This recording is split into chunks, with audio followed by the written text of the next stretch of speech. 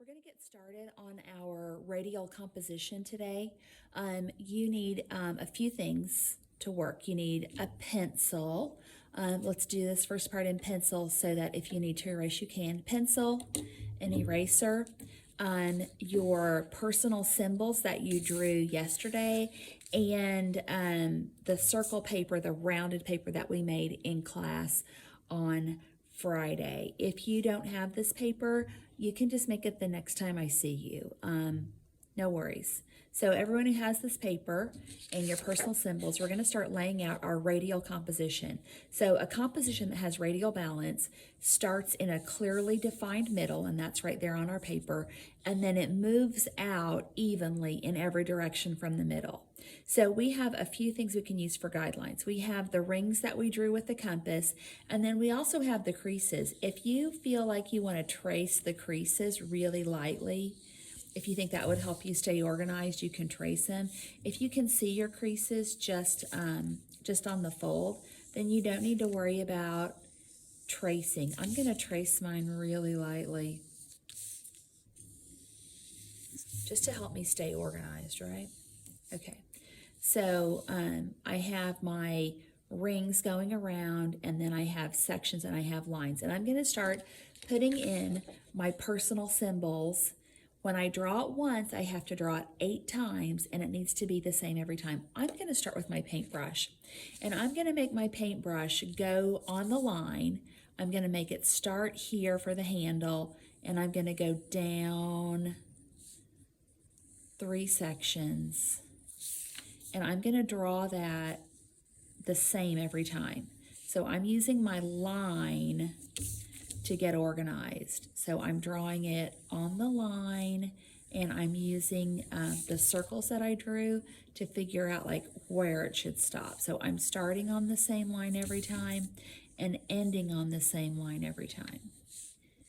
So whatever you have chosen to draw, you're going to repeat it 8 times, as close to the same as you possibly can. Now, this is a hand-drawn piece, so of course there's going to be a little bit of variation, but try to make it as close to the same every time. Then I've got to draw the top of the paintbrush. Okay, so I've got my design started.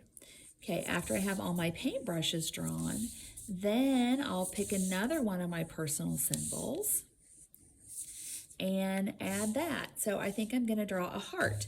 I have a heart on my personal symbols. You might choose to draw a symbol. You might come up with some other idea while you're drawing. Completely fine. The reason we drew our symbols yesterday was so that we would have somewhere to start, because sometimes it's just hard to get going. It's hard to get that initial idea. So if we have this sheet of symbols, you've got something you can start drawing, and then maybe you'll get other ideas as you work along. So there's my heart.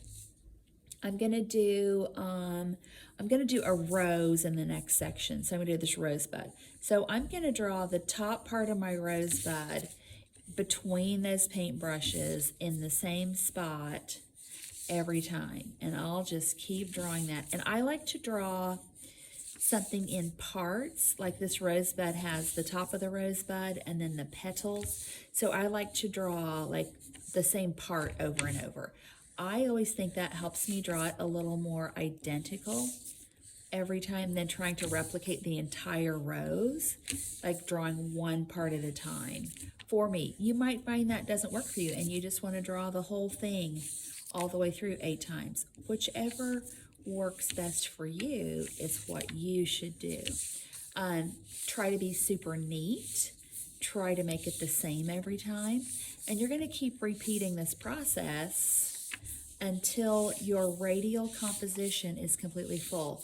And today you're just drawing pencil on your round paper, if you have the round paper. If you don't have the round paper, you can get this the next time we see each other. So I would just continue working on that until I have my entire radial composition full with my personal symbols.